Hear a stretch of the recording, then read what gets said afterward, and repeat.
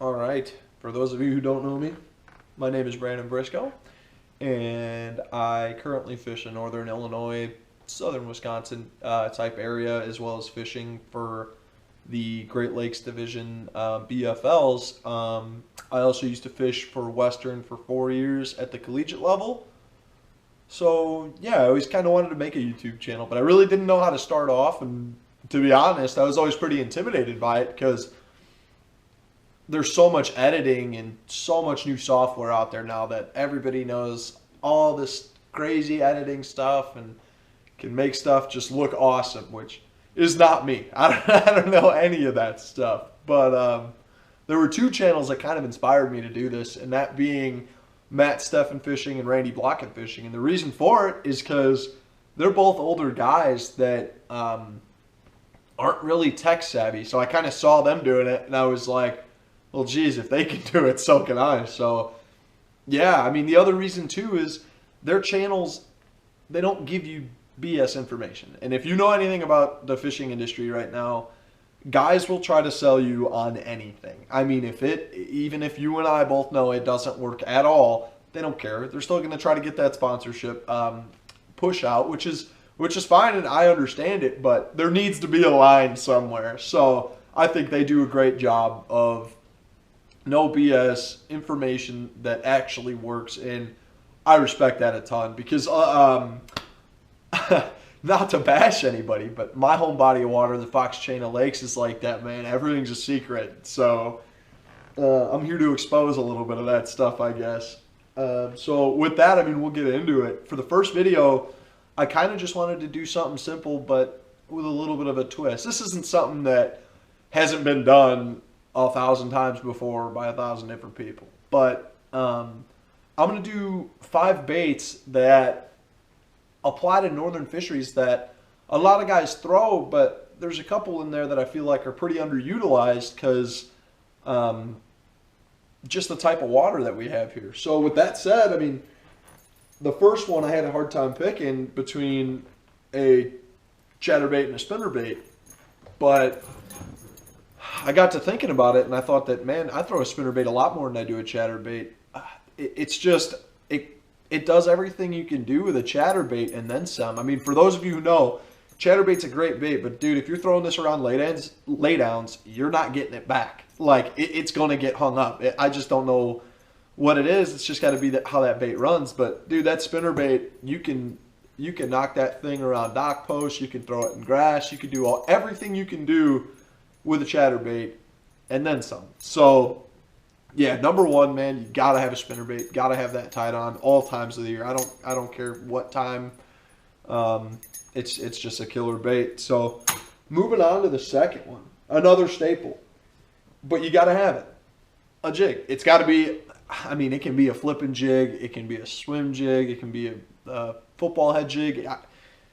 Just something that you can do everything with, I guess. And that's why I recommend like an Arky style head, because man, you could flip this, you could skip it, you can drag it through rocks, you can hop it, you can do whatever you want with it. So all around awesome bait. Number 2, gotta have it. And as far as trailers go, I mean, keep it simple. Go with 2 kinds. You got a dead action trailer and a kicking trailer. I mean, that's really it. For dead action trailers, Zoom Super Chunk.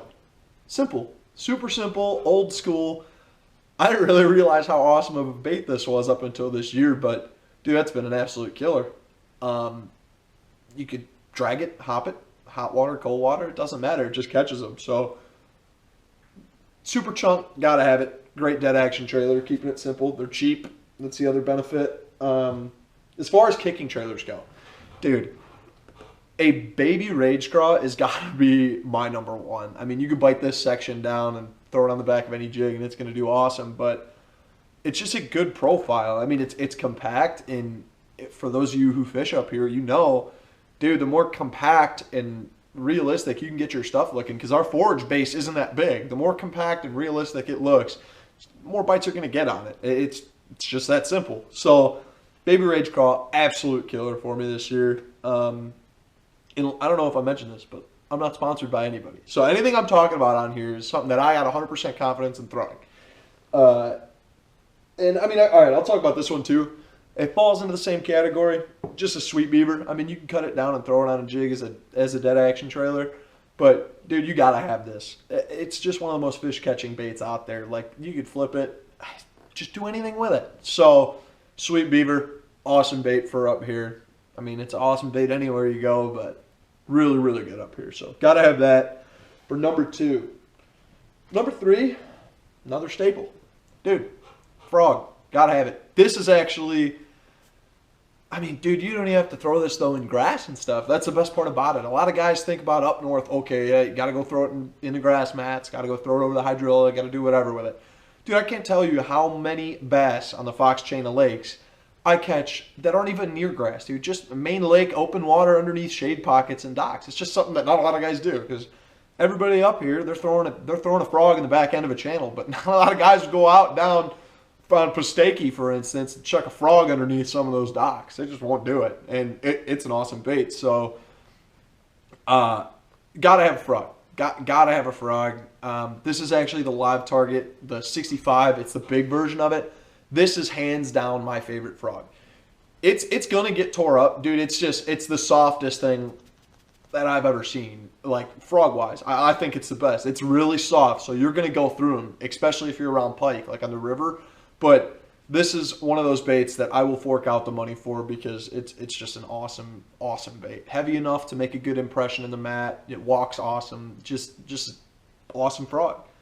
So number 4, we're going to go with something that's not super uncommon up here, but the way that I do it's a little less common, I guess, than most people do it. So when you think about the north, you think about little swim baits for smallmouth, that kind of deal. But nobody really throws that in-between size, that 425, or not even under the 4-inch, the 325 or the 725 are great. That's like the perfect size of our juvenile bluegill and perch down here. I mean, I'll throw it on a belly underspin or a belly, this kind of deal right here, belly weighted hook with a blade on it. Throw that through the grass, and not a lot of guys do it because they're throwing a chatterbait or they're throwing a spinnerbait, and this is just a totally different look that those fish don't see. So awesome bait. This is a Rage swimmer. I love the Rage products. I just think they hold up really, really well. So yeah, that is the Rage swimmer on an underspin or belly weighted blade guy. I don't even know what the heck this is called, but awesome bait. Way to go.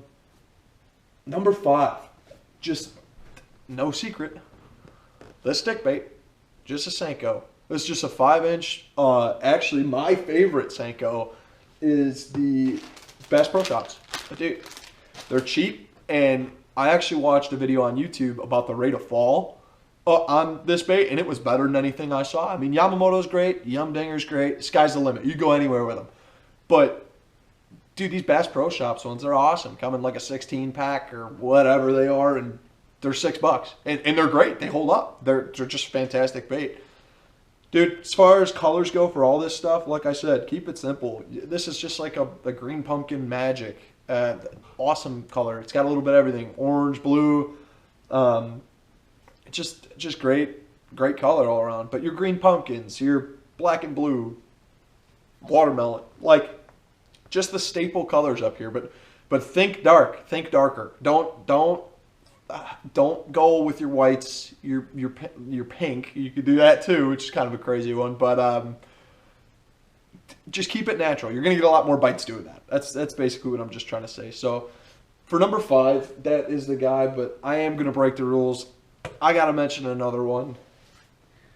That is something that I rarely see guys doing in the grass up here. And this is just like if you're gonna go through a grass flat and fish something, dude, go crank it. Throw a square bill on 17 or 15 pound test to keep it above that grass that's in 3-4 foot, and just take the top of it with this thing. Yes, you're going to get bogged down. You are going to snag this thing. It's going to suck. But once you figure out the rod angle and the right way to get this to come up over the top of the grass, it's kind of hard to beat. And not a lot of guys do it. I mean, I'll tell you, I have a buddy, Devin Fees. Every time we step in a boat with each other, and it's incredible. Every time we step in the boat and you can't buy a bite, I'll tie a square bill on and just go start cranking grass, and we'll start catching them. It's the most incredible thing. Like I just think not a lot of guys do it, and it's super underutilized. So that's my final cheating bait. Just, dude, give it a shot if you're up here. It sucks. Like I said, you're gonna get it bogged up. Same with the spinnerbait, but they catch them. If you can free it up and figure out a way to get this over the tops of the grass, it's an absolute amazing bait. So with that, I will see you guys on the next one. We'll see where it goes from here. Thanks for watching.